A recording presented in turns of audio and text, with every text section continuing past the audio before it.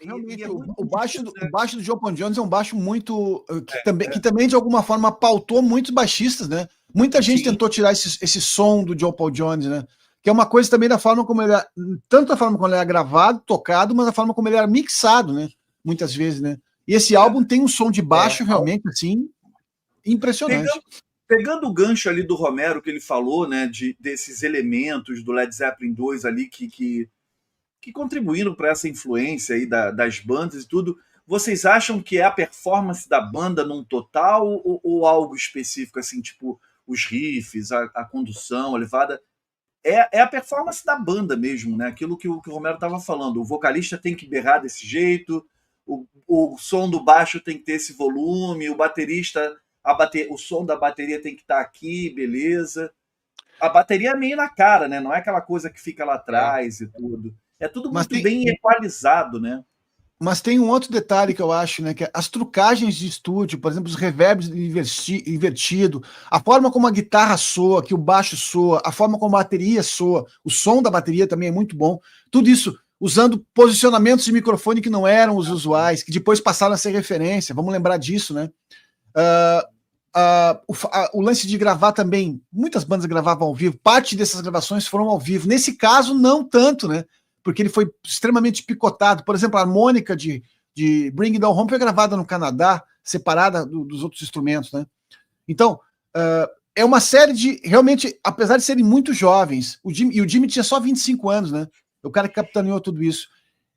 Essa soma de algo orgânico, que é o que o Romero está falando, com as trucagens de estúdio e a maneira como esse disco foi empacotado, por exemplo, se a gente ouvir a forma como o Whole Lotta Love ela surge nos nossos ouvidos, cara, com aquele meio sinistro, cheio de efeitos, de reverbs invertidos, teremim, aquela loucura toda, isso pautou, vamos dizer assim, que abriu a porteira para outras bandas fazerem coisas semelhantes nos anos 70.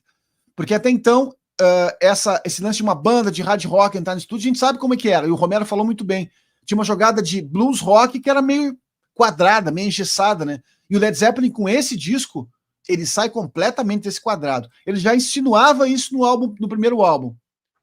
Insinuava. Nesse ele mostrou realmente que... Porque no primeiro você tem o Baby I'm Gonna Leave You bem, com violões. O próprio Good Times, Bad Times, ela é muito mais um rock pop, um power pop, assim, do que um hard blues rock, né? Certamente. Ela já insinuava, mas aqui eu acho que eles põem mais o pé. O lance é que esse disco, ele tem umas coisas que entram no imaginário coletivo, né? Assim, não tem um garoto que, assim, alguém que não vai entrar e não sabe o riff. Riff, você não discute riff, né? Você escuta o riff. Riff é um definidor do rock and roll, né? O Sal tá mutado, Sal, para de mutar, deixa as motos passar, rock and roll. Muito amor. Não, essa parada do riff que você falou é legal. Riff você escuta e aceita. Riff, você aceita o riff. Exatamente, você não tem que discutir o riff. E assim, o Jimmy Page é um dos maiores riff makers do mundo, né, cara? E se você pegar de riff maker, né, Grings? Você tem aqui o riff de Hotter Hotter Love e do Heartbreaker, por exemplo, já estão entre os dois dos maiores riffs da história do rock and roll, assim. E Heartbreaker é uma música que eu nem gosto tanto, mas eu admito que o riff dela é matador, né, cara? Matador. Você não tem o que discutir. E eu acho que há uma diferença na questão do riff Led Zeppeliniano para outras bandas. Nós estamos falando de uma banda que então está saindo de um nicho de hard blues, apesar de já ter deixado claro no primeiro disco que não seria só sobre isso, mas aqui ela está realmente mostrando que não estamos nessa mesma vibe que vocês talvez estejam querendo colocar a gente. Mas o Led Zeppelin, quando ele também não dá para ser definido como uma banda de hard rock, né? Senão, como é que o 3 entra onde, por exemplo? Com um set todo acústico? Não dá. É impossível fazer isso. Só que mesmo quando o Led Zeppelin é hard rock, ele faz isso com um nível de swing, com um pé na Motown, com um pé na Stax, que assim, que o AC/DC jamais vai sonhar que existe a possibilidade de fazer isso na mesma canção. Não dá para ser hard rock swingado ao mesmo tempo, sem ser quadrado, sem ser uma marcha militar. Escuta o Led Zeppelin que você vai aprender como é que faz, rapaz. Porque você tem uma cozinha rítmica que é fantástica e é balançada, um cara que toca guitarra, que faz isso direito, e um outro que realmente é um cantor que se joga, né? Que dá tudo, estou dando tudo de si, como diz o Caetano naquele livro. Estou dando tudo de si. E é importante a gente falar que... Sim, e é importante a gente falar o lance da cozinha, né? A gente já elogiou bastante o John Paul Jones, assim, mas o Bonham, eu acho que a galera muito vê ele como aquele brutamontes sentando a porrada na bateria. Mas tem muitas sutilezas ali nos arranjos que ele traz também. Ele tem o jeito dele tocar, mas ele traz umas levadas na batera que não é só porradaria, muito pelo contrário, assim. Sabe? Eu acho a mão pesada dele é muito clara nesse disco, né? Mas eu concordo contigo, não é só peso, tem outras coisas, isso, né? Não é só peso, ele traz uma inventividade, um lance dele, assim, muito do estilo dele para contribuir ali para os arranjos e tal. Antes da gente seguir adiante, eu queria dar um salve aqui do Santiago Maciel, que acaba de se tornar membro aqui do canal. Muito obrigado, Santiago. Minhas palmas aqui são tímidas para não fazer muito barulho, mas você merece por apoiar aí esse trabalho aqui no Pitadas do Sal, totalmente independente, se tornando membro do canal. Muito obrigado. E falando abraço, pessoal. O Led Zeppelin 2 foi o primeiro álbum da vida dele. Excelente álbum da história do rock, praticamente perfeito. Maravilha. E tem o Ricardo aqui, ó. O Ricardo dando salve gringo, salve meu irmão Romero. Que disco foda, meio sinistro. Love é um exemplo incrível de algo de vanguarda. E o Ricardo... Certamente. Abraço pro Ricardo, aí. Grande amigo do Romero. Esse é mesmo. Mas ele a gente fala todo dia. E ele é um fã de Led Zeppelin. Deve estar no top 3 de bandas dele. Maníaco. Zepp maníaco, assim. Ele é. Ele devora esses discos, come com angu, cara, esses discos do Led Zeppelin. E assim, eu acho que realmente o Led Zeppelin tem essa questão, né? Alguém perguntou aí de plágio no primeiro disco. Eu ia falar isso, que tem o Love, né? Que você também tocou e tal. E eu queria adentrar esse assunto já pra gente matar, porque ele gerou uma disputa judicial por plágio. Até hoje se discute sobre o quanto a banda foi influenciada pelos bluseiros americanos. Eles perderam esse processo, né? O Willie Dixon foi creditado como coautor de Holla Holla Love, porque a letra do You Need Love é igual. Só que já havia uma gravação também do Small Faces. É muito complexo, né? O primeiro disco do Led Zeppelin, só para citar um exemplo, né? Porque tem outros exemplos. O How Many More Times, né? Era o How Many More Years, do Howlin' Wolf. E aí e do Hunter, né? Do Albert King. Eles perderam esse processo. O Lemon Song é também do Howlin' Wolf, mas o lance é que Led Zeppelin fez isso muitas vezes na carreira, assim, como chama aquela moça inteligentíssima que faz aquelas lives do Legião Urbana, Juliane Mucuri. Juliana ou Juliani? Juliane, ela fala, né, que isso é bricolagem, né? Quando ela vai analisar as letras do Renato, né? Quando fala, o Renato, isso aqui é um trecho disso, isso aqui é um trecho disso, isso aqui isso é bricolagem.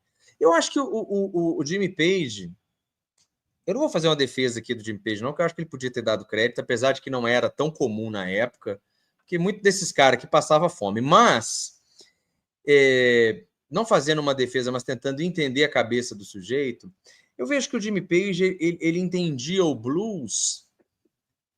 Posso estar equivocado, o Grinks tem mais leitura que eu para falar disso, o Urama também, o Ricardo. Ele entendia o blues como uma base contínua, hipnótica. Então, se você está usando a base, é como se ela estivesse ali para ser usada. Eu não acho que ele fazia isso de maldade, não. Tipo, não vou dar dinheiro para esses... Não sei. Não me parece isso, sabe? Lógico que nesse meio da música ele não era nenhum novato, né? O Jimmy Page era o veterano do rolê aí, da turma aí, né?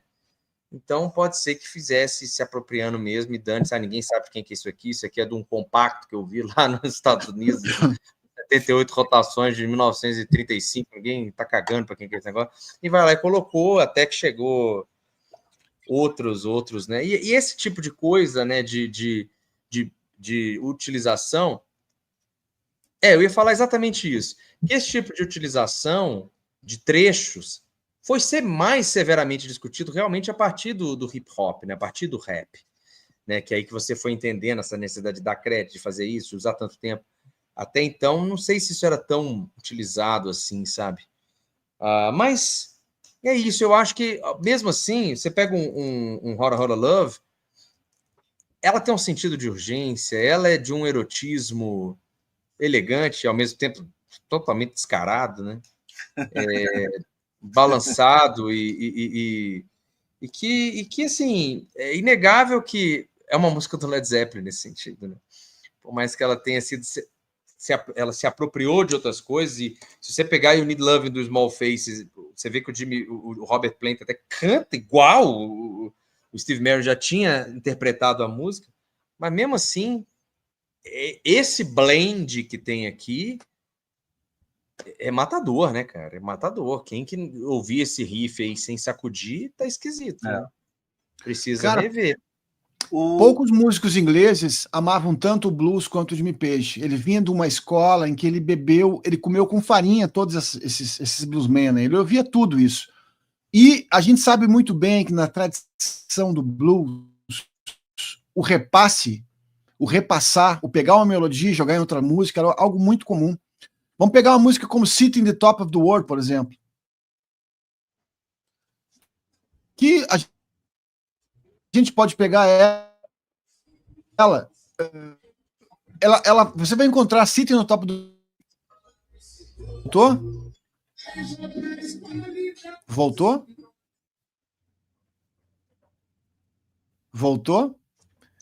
Qual foi a última frase? Sitting Top of the World. Pegar a música... Sitting on the Top of the World, por exemplo, é uma música que a gente encontra ela com 4 ou 5 autores diferentes.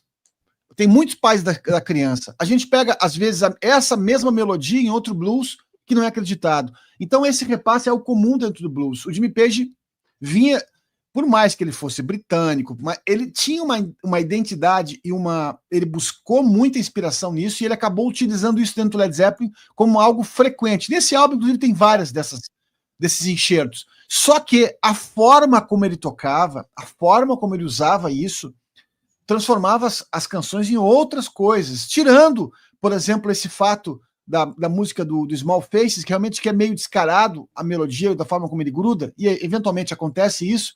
Muitas das outras vezes não é tão descarado assim, é mais pegar esse mote e transformar isso em outra coisa.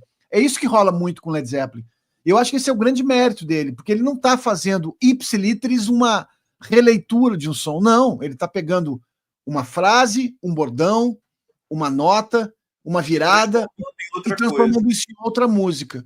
Então, como vocês falaram muito bem, toda essa política de direitos autorais, ela foi se ajustando muito ao passar dos anos. Tanto que todas as solicitações de crédito, tirando a de Stairway to Heaven, me fugiu o nome da banda agora, Romero, que tem que eles requisitam o crédito de Stairway to Heaven. Que perderam o processo. Todas as outras os processos foram ganhos e os créditos entraram depois, consequentemente. Então, assim, tá tudo certo. Inclusive, esses autores ganharam grana, retroativas e coisa e tal. Então, bicho, eu acho que mais além da maldade, existe uma tradição que foi se ajustando com o passar dos anos. A gente está falando dos anos 60, 70, eram diferentes de hoje. Hoje todo mundo... Taurus, exatamente. Não, Taurus é o nome da música. Nome da música e o nome da banda é... Spirit, exatamente. A banda do Randy Califórnia, se não me engano. É uma banda... Spirit americana é uma banda das melhores bandas de rock de todos os tempos. Que eu até fiz lá num trechinho de uns videozinhos lá do Quando o Som Bate no Peito no Instagram, que eu falei, bandas que mereceriam o topo das listas. Spirit está lá. Então, consequentemente, eu estou aqui me pareando a opinião do Romero e achando que realmente o Led Zeppelin fazia isso sim, mas transformou as canções. Pega, por exemplo, a canção que fecha o Led Zeppelin 4. Olha só o branco que me deu agora.